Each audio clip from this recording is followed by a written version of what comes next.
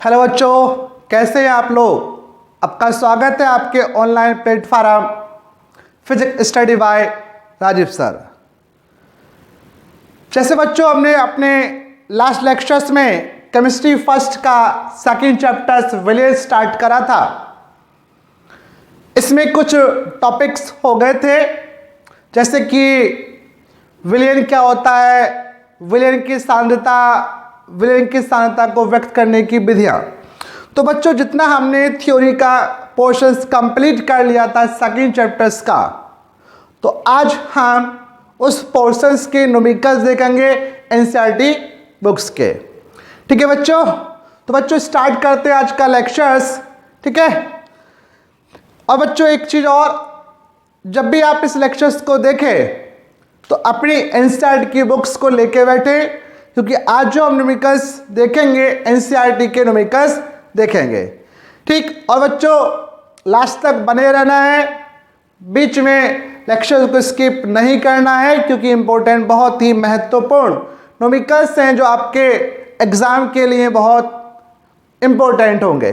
तो बच्चों स्टार्ट करते हैं आज का फर्स्ट न्यूमेरिकल्स।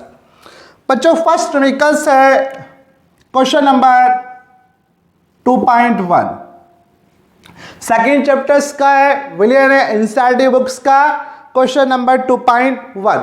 और बच्चों ये जो न्यूमेरिकल्स हैं ये पार्ट निहित है। कौन से? पार्ट निहित न्यूमेरिकल्स है। आप कह सकते हैं यानी कि जो न्यूमेरिकल्स हैं ये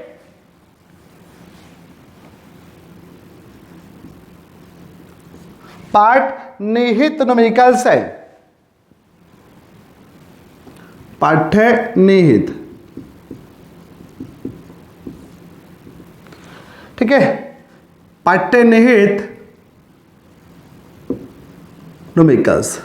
अब क्वेश्चन नंबर 2.1, पर जो क्वेश्चन 2.1 दे रखा है कि यदि 22 gram benzene 122 gram carbon tetrachloride में घुली हो तो बेंजीन एवं कार्बन टेट्राक्लोराइड के द्रव्यमान प्रतिशत की गणना कीजिए। बच्चों देखिए जो फर्स्ट न्यूमेरिकल्स है जो आपकी एनसीईआरटी की बुक्स है उसमें थोड़ा सा मिस्टेक है। यहां पे दे रखा कि 22 ग्राम बेंजीन को 22 ग्राम कार्बन टेट्राक्लोराइड, तो ये 22 नहीं है 122 है। ठीक है बच्चों, ध्यान रखना है जो कार्बन टेट्राक्लोराइड है वो कितना 122। तो देखिए बच्चों दे रखा है यानी कि बेंजीन, क्वेश्चन दे रखा कि 22 ग्राम बेंजीन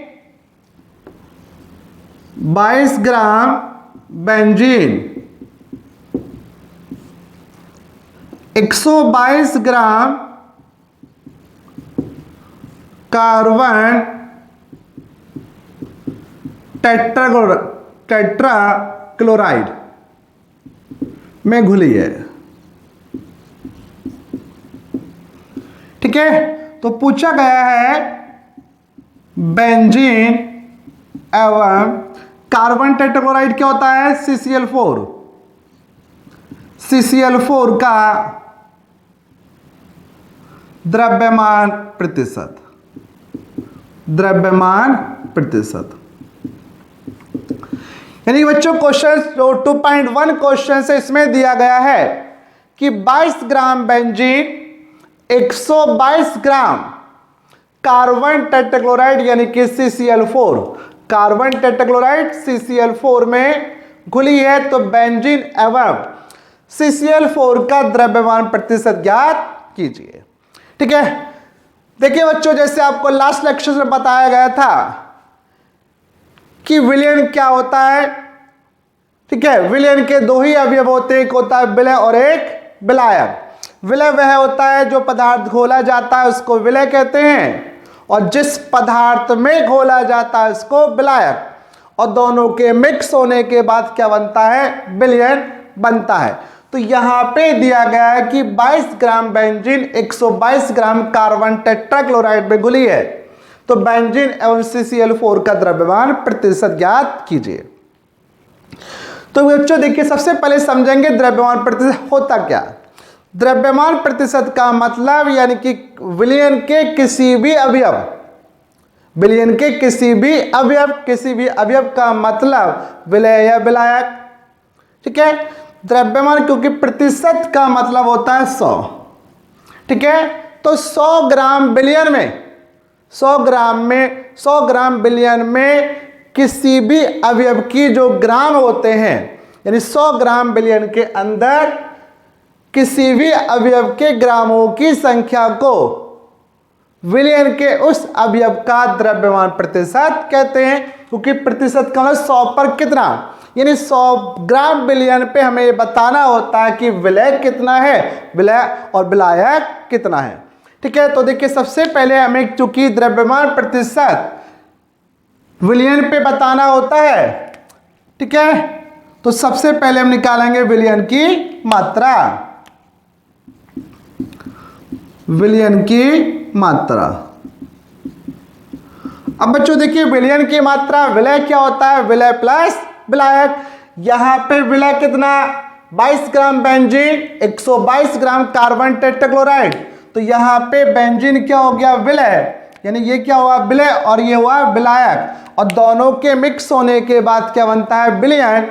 तो जो बिलियन बना होगा वो कितना बना, 22 प्लस 122 कितना आ गया, 144 ग्राम।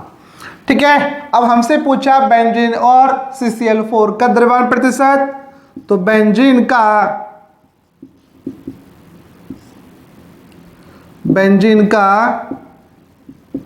द्रव्यमान प्रतिशत, तो बेंजीन का द्रव्यमान प्रतिशत होगा, क्योंकि बिलियन के किसी भी अवयव का द्रव्यमान प्रतिशत होता है उस अवयव की मात्रा बटे बिलियन की मात्रा गुणा 100। तो बेंजीन का द्रव्यमान प्रतिशत, बेंजीन की मात्रा, और मात्रा हमें किस में लेनी है बच्चों, ग्राम में, बटे बिलियन की मात्रा और गुणा 100। तो बेंजीन कितना 22, बिलियन कितना है 144 ग्राम और इंटू 100। ठीक है बच्चों, अब देखिए इसको हल कीजिए, 2 से डिवाइड कर दीजिए, 2 कम 2 और ये हो जाएगा 2 सत्ते 14, 2 दूनी 4। ठीक है, अब और डिवाइड हो जाएगा, 2 से काट दीजिए या काट दीजिए 4 से काट दीजिए इसको, ये 25 बार गया और ये 4 कम 4 3 बचे 32, 4 ठे 32। ठीक है, डिवाइड कीजिए, यानी कि इसकी मल्टीप्लाई कीजिए, 11 और 25 की 11 पंजे 55 हुआ, 5 11 दूनी 22, 22 और 5 कितने हो गए 27 और 27 बटे 18। ठीक है, अब इसको डिवाइड कीजिए, 275 को अब 18 से डिवाइड करेंगे, तो अगर बच्चों डिवाइड करते हैं 275 को 18 से डिवाइड कीजिए, तो 18 कम 18 कितने बचे बच्चों 9, 18 पंजे 90 हो गया 5। ठीक है, दशमलव लगाया 0, तो कितना आ जाएगा 18 दूनी 36, कितने बजे 14 0। ठीक है, और 18 128, 18 नाम 104, 18 128 कितना आ जाएगा बच्चों, ये 15.28%, 15.28%। तो बच्चों ये आ गया बेंजीन का द्रव्यमान प्रतिशत। ठीक है, यानी बच्चों बेंजीन का द्रव्यमान प्रतिशत आया 15.28%, यानी इसका मतलब ये हुआ अगर हम ये बिलियन 100 ग्राम का लें तो उसके अंदर जो बेंजीन होगा वो कितना होगा 15.28 ग्राम होगा। ठीक है, तो बच्चों ये आया बेंजीन का द्रव्यमान प्रतिशत। अब बच्चों आगे हमसे पूछा गया है कि हमें CCl4 का भी द्रव्यमान प्रतिशत निकालना है, इसका CCl4 का द्रव्यमान प्रतिशत ज्ञात करना है। अब बच्चों देखिए CCl4 का, जैसे आपको मालूम है बिलियन के किसी भी अवयव का द्रव्यमान प्रतिशत होता है उस अवयव की मात्रा बटे बिलियन की मात्रा गुणा 100। तो यहां पर हमने बेंजीन का द्रव्यमान प्रतिशत निकाल लिया। ठीक है, कितना है 15.28 आया। अब अगर हम CCl4 का द्रव्यमान प्रतिशत निकालें तो बिल्कुल सेम इसी प्रकार से हो जाएगा CCl की मात्रा बटे बिलियन की मात्रा गुणा 100। लेकिन इससे हम नहीं करेंगे क्योंकि बच्चों प्रतिशत का मतलब होता है 100 पर कितना, 100 पर कितना, तो 100 पर बेंजीन इतना है तो बाकी सब कौन होगा, CCl4। तो अगर CCl4 का द्रव्यमान प्रतिशत निकालें तो CCl4 का द्रव्यमान प्रतिशत हो जाएगा बेंजीन का द्रव्य, यानी कि 100 पे निकालना है तो ये हो जाएगा 100 माइनस बेंजीन का द्रव्यमान प्रतिशत, द्रव्यमान प्रतिशत, क्योंकि बच्चों प्रतिशत का मतलब 100 पर। अब 100 पर यानी कि 100 में बेंजीन कितना है 15.28, तो बाकी सब कौन होगा, CCl4 होगा। तो CCl4 का द्रव्यमान प्रतिशत निकालना चाहते तो क्या करेंगे, सिंपल 100 में से बेंजीन के द्रव्यमान प्रतिशत को क्या कर देंगे, माइनस कर देंगे। ठीक है, तो यह आ जाएगा बच्चों 100 माइनस 15.28, माइनस कीजिए 10 में से 8 गए 2, 9 में से 2 गए 7, 9 में से 5 गए 4, 9 में से 1 गया 8, 84.7%। बच्चों कितना है, 84.72%। ठीक है बच्चों, तो देखिए यहां पे द्रव्यमान प्रतिशत पूछा था और द्रव्यमान प्रतिशत का मतलब होता है कि 100 ग्राम बिलियन में उपस्थित किसी अवयव के ग्रामों की संख्या को उस अवयव का द्रव्यमान प्रतिशत कहते हैं।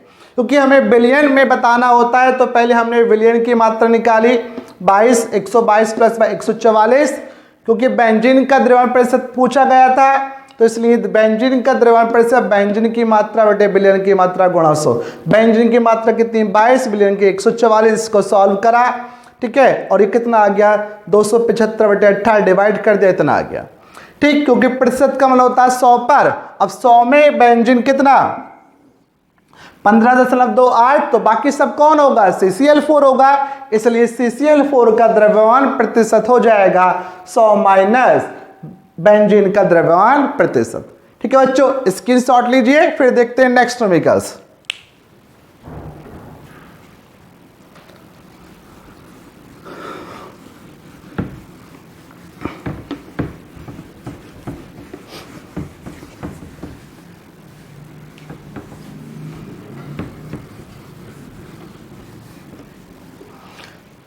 देखिए बच्चों नेक्स्ट न्यूमेरिकल्स है क्वेश्चन नंबर 2.2। और बच्चों लेक्चर आपको पसंद आ रहा हो तो लेक्चर्स को लाइक जरूर कर देना।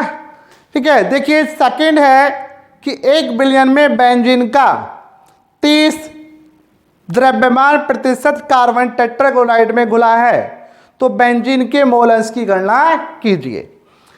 क्वेश्चन 2.2 में दे रखा है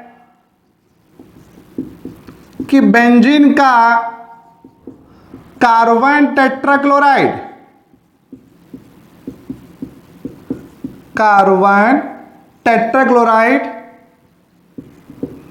में द्रव्यमान प्रतिशत 30%। तो पूछा है बेंजीन का मोलस, बेंजीन का मोलस जानते हैं, X से प्रेजेंट करेंगे, बेंजीन हो गया C6H6। यानी बच्चों सेकेंड क्वेश्चन ये दिया गया है कि बेंजीन का CCl4 में द्रव्यमान प्रतिशत 30% है, तो बेंजीन का मोलस हमें ज्ञात करना। किसका, बेंजीन का मोलस हमें ज्ञात करना। अब बच्चों बिलियन के किसी भी अवयव का जो मोलस होता है वास्तव में कितना होता है, किसके बराबर होता है, उस अवयव के मोलों की संख्या बटे कुल मोलों की संख्या। अर्थात अगर हमें बिलियन के किसी भी अवयव का मोलस ज्ञात करना है तो हमें उस अवयव के मोलों की संख्या ज्ञात करनी होगी। तो बच्चों सबसे पहले यहां पे हमें मोलों की संख्या ज्ञात करनी होगी, क्योंकि यहां पे बेंजीन का CCl4 में बिलियन है, तो बेंजीन के मोलों की संख्या और कार्बन टेट्राक्लोराइड के मोलों की संख्या ज्ञात करनी होगी। तो देखते हैं, तो सबसे पहले बेंजीन के मोलों की संख्या, बेंजीन के मोलों की संख्या, मान लीजिए बेंजीन के मोलों की संख्या N1, और किसी भी पदार्थ के जो मोलों की संख्या होती है, यानी मोलों की संख्या जो होती है उसका फॉर्मूला क्या होता है, W/M। क्योंकि बेंजीन को पहला नंबर दिया इसलिए इसको लिख देंगे W1M1। अब मोलों की संख्या W/M होता है, W का मतलब होता है पदार्थ की मात्रा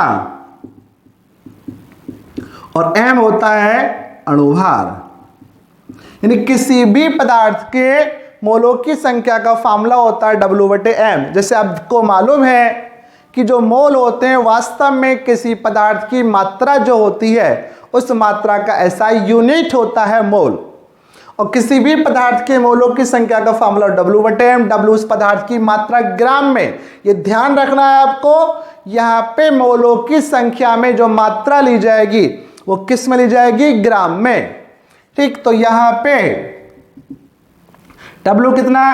अब एक चीज और यहाँ पे देखिए बच्चों, यहाँ पे हमें दिया गया था कि बेंजीन का द्रव्यमान प्रतिशत 30% है, तो 30% का मतलब ये हुआ, क्योंकि द्रव्यमान प्रतिशत आपको अभी बताया, द्रव्यमान प्रतिशत का मतलब होता है कि 100 ग्राम विलयन में उपस्थित 100 ग्राम विलयन में उपस्थित विलय के ग्रामों की संख्या को 100 ग्राम विलयन में उपस्थित विलय के ग्रामों की संख्या को विलयन का द्रव्यमान प्रतिशत कहते हैं। तो यहाँ पे बेंजीन का द्रव्यमान प्रतिशत 30% है, तो बच्चों इसका मतलब है कि 30 ग्राम बेंजीन 100 ग्राम विलयन में घुली है। ठीक है, तो बच्चों इसको पहले एक्सप्लेन कर देते हैं। यानी कि 30% द्रव्यमान प्रतिशत का अर्थ है कि 30 ग्राम बेंजीन 100 ग्राम विलयन में घुली है। 30 ग्राम बेंजीन 100 ग्राम विलयन में घुली है। अब विलयन में क्या होता है, प्लस ब्लैक, यानी 100 ग्राम का विलयन है तो 100 ग्राम के विलयन में 30 ग्राम बेंजीन है, तो कार्बन टेट्राक्लोराइड यानी कि CCl4 की मात्रा कितनी हो जाएगी बच्चों, W2 मानिए इसको 100 - 30 यानी कितना, 70 ग्राम। ठीक है, तो ये आ गई बेंजीन की मात्रा और CCl4 की। और जैसे आपको बताया मोलंस ज्ञात करना है, और मोलंस के लिए चाहिए हमें मोलों की संख्या, तो हम यहाँ पे क्या करेंगे, बेंजीन और CCl4 दोनों के मोलों की संख्या ज्ञात करेंगे। तो देखिए पहले बेंजीन के मोलों की संख्या,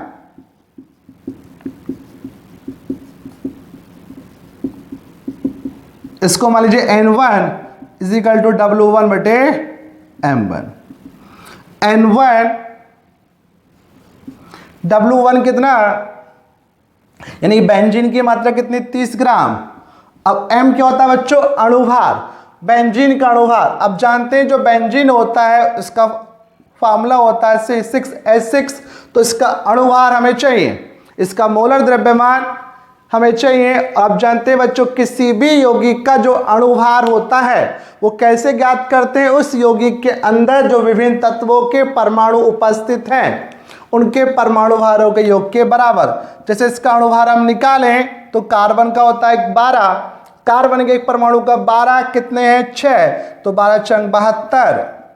हाइड्रोजन के एक परमाणु का होता है 1, कितने परमाणु, 6, तो 6 का 6 हो जाएगा, कितना है, 78। कितना है बच्चों, 78 आया। सॉल्व कर लीजिए इसको, 3 × 3, 3 दूनी 6, 3 × 18, यानी N1 = हो जाएगा 10/29। ठीक, अब इसी प्रकार से N1 आ गया, इसी प्रकार से CCl4 के मोलों की संख्या ज्ञात करेंगे। तो CCl4 के मोलों की संख्या, इसको मान लीजिए N2, और N2 बराबर हो जाएगा W2/M2। W2 यानी कि CCl4 की मात्रा कितनी 70 और M2 यानी कि CCl4 का अणुभार। अब CCl4 का बच्चों अणुभार हम ज्ञात करें तो जैसे आपको अभी बताया किसी भी यौगिक का जो अणुभार होगा उस यौगिक में उपस्थित विभिन्न तत्वों के परमाणु भारों के योग के बराबर होता है। अब कार्बन का होता है 12, क्लोरीन के एक परमाणु का 35.5। देखिए यहाँ पे कितने बच्चों 4, तो 4 पंजे 20, 4 पंजे 20, 2 22 और 4 तिया 12, 12 2 14, कितना 142। ठीक है, तो ये 4 आया और ये 154, कितना बच्चों 154। 7 से डिवाइड कर दो, 7 1 7, 7 दूनी 14, 7 दूनी 14, 2 पंजे 10 और ये कितना 11, 5/11।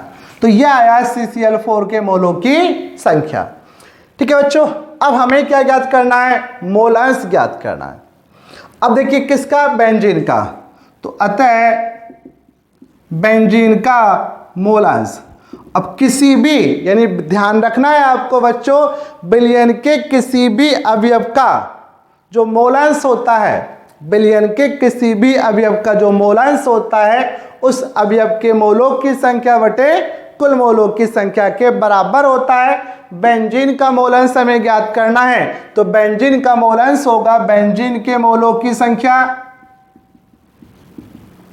बेंजीन के मोलों की संख्या बटे कुल मोलों की संख्या। कुल मोलों की संख्या का मतलब है कि बिलियन के अंदर जितने भी अवयव उपस्थित हैं उन सब की कुल मोलों की संख्या। बेंजीन के मोलों की संख्या N1 और कुल मोलों की संख्या मतलब बेंजीन प्लस CCl4, क्योंकि 2 ही अवयव थे यहां पर। अब N1 कितना 10/29 और ये 10/29 और N2 आया 5/11।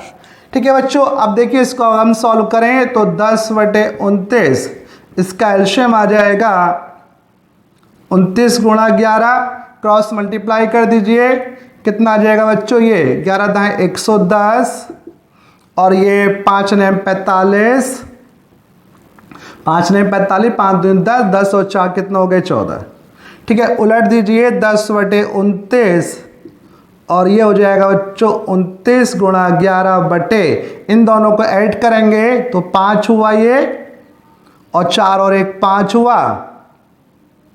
ठीक है, और 1 और 2 हुआ, 29 से 29 खत्म हुआ, ये 29 से 29 खत्म हुआ। अब इसको 5 से डिवाइड कर दीजिए, 5 दूनी 10, 5 25 और 5 इकान 5, 11 दूनी 22, 11 दूनी 22 हो जाएगा, 22 बटे कितना आया 51 आया। तो बच्चों इसको अगर हम हल करें 22/51 है तो अगर इसको डिवाइड करें, देखिए पॉइंट लगा कितना हो जाएगा 4, तो कितनी बार चले जाएगा ये 4 पंजे 20, 4 बार, यानी कि 0.4 समथिंग आ जाएगा। ठीक है, तो बच्चों ये हुआ बेंजीन का मोलांश। बच्चों देखिए एक चीज ध्यान रखना, कहीं पे कैलकुलेशंस में कोई मिस्टेक हो जाए, ठीक है, तो एक बार कैलकुलेशन चेक कर लेना। ठीक है, घबराना नहीं है, कहीं पे अगर कैलकुलेशन मिस्टेक हो जाए तो आपको घबराना नहीं है। ठीक है बच्चों, तो बच्चों यह आ गया बेंजीन का जो मोलांश आया, कितना है बच्चों 0.4 आया, कितना है 0.4।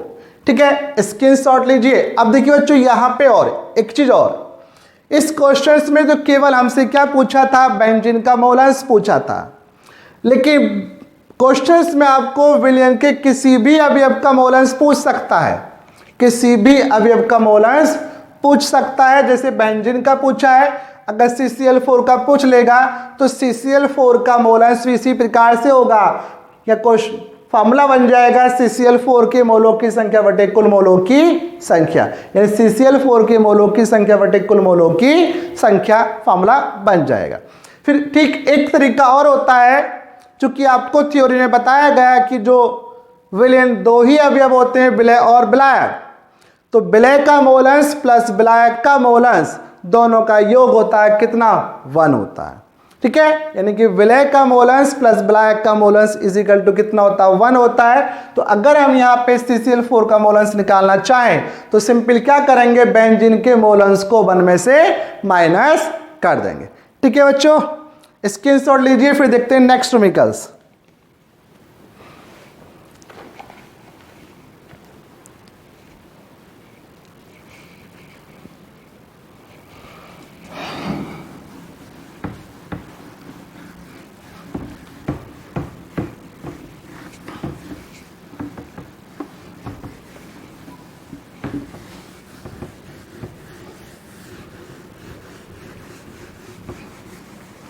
देखिए बच्चों, नेक्स्ट केमिकल्स है 2.3। एक बात बच्चों और, जैसे कि आपको यहां पर फिजिक्स और केमिस्ट्री की कंटिन्यू क्लास मिल रही है, कभी कभी बच्चों कुछ परेशानी आ जाती है जिससे आपको कंटिन्यू क्लास नहीं मिल पाती है, तो उससे आपको घबराना नहीं है। ठीक है, आपको लगा चैनल से जुड़े रहना है और मैं आपको विश्वास दिलाता हूं कि आप अपने बोर्ड के एग्जाम में 90+ स्कोर करेंगे। ठीक है, तो आपको मेरे साथ जुड़े रहना है। ठीक है बच्चों, तो बच्चों देखते हैं नेक्स्ट केमिकल्स। नेक्स्ट केमिकल दे रखा है कि निम्नलिखित प्रत्येक विलयन की मोलरता की गणना कीजिए। फर्स्ट क्वेश्चन है इसका, 2 क्वेश्चन है बच्चों इसमें। पहला दे रखा है कि 30 ग्राम कोबाल्ट नाइट्रेट CONO3 का होल्टवाइज डॉट 6H2O, यानी कि 30 ग्राम कोबाल्ट नाइट्रेट 4.3 लीटर जल में घुला है। तो हमसे पूछा गया है विलयन की मोलरता। विलयन की मोलरता बच्चों इस क्वेश्चन में दे रखा है कि 30 ग्राम कोबाल्ट नाइट्रेट CONO3 का होल्टवाइज डॉट 6H2O 4.3 लीटर जल में घुला है, तो विलयन की मोलरता की गणना कीजिए। तो देखिए बच्चों, क्योंकि यहां पे कोबाल्ट नाइट्रेट जल में घुला है, तो इसका मतलब हम कह सकते हैं कि विलय की मात्रा, विलय क्या होता है? जो पदार्थ घुला है, कौन घुला है? कोबाल्ट नाइट्रेट कितना? 30 ग्राम। तो विलय की मात्रा को व्यक्त करते हैं स्मॉल w से, और कितने लीटर में घुला है? 4.3 लीटर। तो इसका मतलब ये हुआ विलयन का आयतन, और आयतन कितना रखा है बच्चों? आयतन को V से व्यक्त करेंगे 4.3 लीटर। ठीक, इसको आप ml में कन्वर्ट कर लीजिए, 1000 से गुणा कीजिए और यह आ जाएगा ml। देखिए बच्चों, जरूरी नहीं है कि आयतन को हम लीटर में, यहाँ पे आयतन को जो लीटर है ml में कन्वर्ट करें, लेकिन जो फार्मूले आपको नोट कराए गए हैं उसके अकॉर्डिंग आपको इसको ml में कन्वर्ट करना होगा। हम डायरेक्ट लीटर में भी यूज कर सकते हैं, लेकिन वहां पे आपसे मिस्टेक होने के चांसेस रहेंगे। ठीक है, अगर हम लीटर में लेते हैं तो जो फार्मूला आता है मोलरता का, जिसमें आपको लिखा है 1000, वो आपको 1000 नहीं लेना है। ठीक है, अब देखिए क्या पूछिए, विलयन की मोलरता। तो हम जानते हैं बच्चों विलयन की मोलरता का फार्मूला क्या होता है? कैपिटल M बराबर स्मॉल w गुणा 1000 बटे स्मॉल m इंटू V। तो जैसा अभी आपको बताया, अगर हम आयतन लीटर में लेते हैं तो यहाँ पे 1000 नहीं लेंगे। ठीक है, अब देखिए बच्चों, बस वैल्यू रखिए, स्मॉल w कितना? 30 ग्राम गुणा 1000, m क्या? अणुभार। फिर वही देखिए कोबाल्ट नाइट्रेट दे रखा है, अणुभार निकाल लीजिए इसका। जैसे आपको अभी बताया, किसी भी यौगिक का जो अणुभार होता है उस यौगिक में उपस्थित विभिन्न तत्वों के परमाणु भारों के योग के बराबर होता है। तो देखिए बच्चों, यहां पे आया, ठीक है, तो इसका अणुभार हम निकालें। कोबाल्ट का बच्चों होता है 59, अब नाइट्रोजन का कितना होता है? 14। कितने परमाणु? 2। तो नाइट्रोजन का एक परमाणु का 14 14 और 2 का कितना हो जाएगा 28। ऑक्सीजन का होता है 16 और 3 दूनी 6, तो 16 अट्ठे कितना होगा बच्चों 128, नहीं 3 दूनी 6 तो 16 6 96, 3 दूनी 6 हो गए 96 हुआ। अब देखिए यहां पर ऑक्सीजन यानी कि H2O जल के एक अणु का होता है 18, यहां पे कितने हैं 6, तो 18 6 कितने हो गए 108 हो गए। ऐड कर दीजिए, तो देखिए इसको मैं ऐड करते हैं तो 8 दूनी 16 और 8 या 24 और 1 25 हुआ। ठीक है, यानी कि नहीं 1 2 3 4, देखिए कितना होगा ये 8 16 1 2 3 4, यानी कि यह हुआ 8 चौक 32 32 और 1 यानी 31 हो गया बच्चों। देखिए ऐड कर लीजिए, 9 और 8 कितना हो गए 17 17 और 6 कितने हो गए 23 23 और 8 कितने हो गए 31। ठीक, हाथ से लगे 3 5 और 3 8 8 2 10 10 हो गए। ठीक है, 10 और 9 कितने हो गए 10 और 9 19। ठीक, और 1 2 291 कितना अच्छा 291। वी आयतन कितना ये आया। ठीक है, या अब बच्चों देखिए इन 2 जीरो से 2 जीरो कैंसिल हो जाएंगे। ठीक, अब और कुछ डिवाइड नहीं होगा तो आप इन दोनों की मल्टीप्लाई कर दीजिए। ये हो सकता है 3 से डिवाइड कर दीजिए, 3 एकम 3 3 नेम 27 3 सत्ते 21। अब डिवाइड नहीं होगा तो ये कितना आ जाएगा 100 आ जाएगा और नीचे 97 इंटू 43।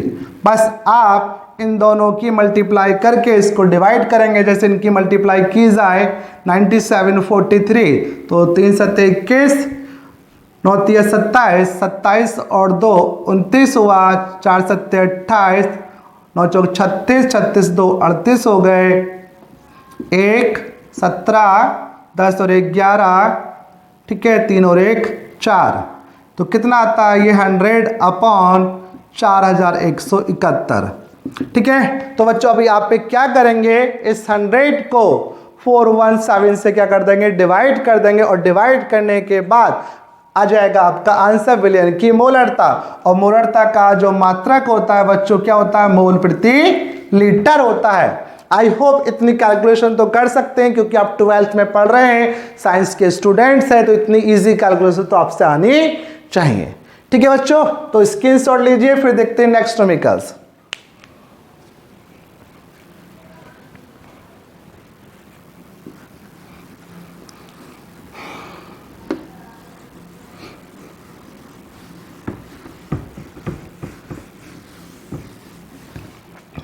देखिए बच्चों 2.3 का परीक्षा पोर्शन इसका नेक्स्ट न्यूमेरिकल्स। ये हमसे पूछा गया कि 30 ml 0.5 m H2SO4 को 500 ml तक तनु करने पर 500 ml तक तनु करने पर यानी कि 30 ml 0.5 m H2SO4 को 500 ml तक तनु करने पर प्राप्त विलयन की मोलरता, ये हमसे पूछा गया। बच्चों यहां पे हमें दे रखा है कि पहले से ऑलरेडी सल्फ्यूरिक अम्ल का विलयन दिया गया है 30 ml 0.5 H2SO4, यानी कि ये पहला हमें विलयन दिया गया है सल्फ्यूरिक अम्ल का जिसका आयतन है 30 ml और इसकी मोलरता है 0.5। ठीक है, 0.5 m H2SO4। अब इस विलयन को 500 ml तक तनु करना है और तनु करने के बाद जो नया विलयन बनेगा उसकी मोलरता हमें ज्ञात करनी है। तो बच्चों देखिए एक चीज ध्यान रखना कि कोई भी जो विलयन होता है, ठीक है, जो विलयन की नॉर्मलता होती है या मोलरता होती है, ये दोनों डिपेंड करती हैं विलयन के आयतन पर। अगर विलयन का आयतन चेंज होगा तो विलयन की नॉर्मलता मोलरता भी क्या हो जाएगी परिवर्तित हो जाएगी, चेंज हो जाएगी। ठीक है, तो तो यहां पे हमें पहला विलेन हमें ये दे रखा था और बाद में जो विलेन बना कितने का बना 300 ml का, और बाद में पूछा इस विलेन की मोलरता क्या होगी। तो बच्चों देखिए इस टाइप के जो सवाल होते हैं, एक सिंपल समीकरण होती है मोलरता समीकरण, और मोलरता समीकरण से लिख सकते हैं m1v1 = m2v2। यहां पे m1v1 ये जो गुणनफल होता है मोलरता गुणा आयतन का, ये होता है तनु करने से पूर्व, और ये होता है तनु करने के बाद। यानी कि m1v1 जो गुणनफल होता है वो तनु करने से पूर्व होता है, और m2v2 होता है तनु करने के बाद। अर्थात तनु करने का मतलब जल मिलाना, तो ये जल मिलाने से पूर्व और ये जल मिलाने के बाद। अब जल मिलाने से पूर्व मोलरता कितनी 0.5, आयतन कितना 30, और जल मिलाने के बाद तनु करने के बाद मोलरता पूछी है और आयतन कितना 500। ठीक, तो m2 कितना आ जाएगा, ये इसके अपॉन में आएगा 0.5 × 30 कितना आया 500, पॉइंट कैंसिल, एक 0 और बढ़ा, एक 0 से 0 कैंसिल, 5 × 5 और ये। ठीक, तो m2 = कितना आया बच्चों 3/100, डिवाइड कीजिए तो कितना 0.03 m। यानी कि तनु करने के बाद सल्फ्यूरिक अम्ल की जो मोलरता हो गई होगी वो कितनी हो गई होगी बच्चों 0.03 m हो गई होगी। ठीक है बच्चों, तो आज का लेक्चर यहीं पे समाप्त करते हैं। आपको लेक्चर पसंद आया हो तो प्लीज़ लेक्चर्स को लाइक करना, ठीक है, और इस लेक्चर्स के संबंध में कोई क्वेरी हो तो प्लीज़ अपने कमेंट्स करना, और उसके साथ साथ अपने फ्रेंड के साथ अपने सभी ग्रुप में इस लेक्चर्स को शेयर भी करना। ठीक, थैंक यू, धन्यवाद।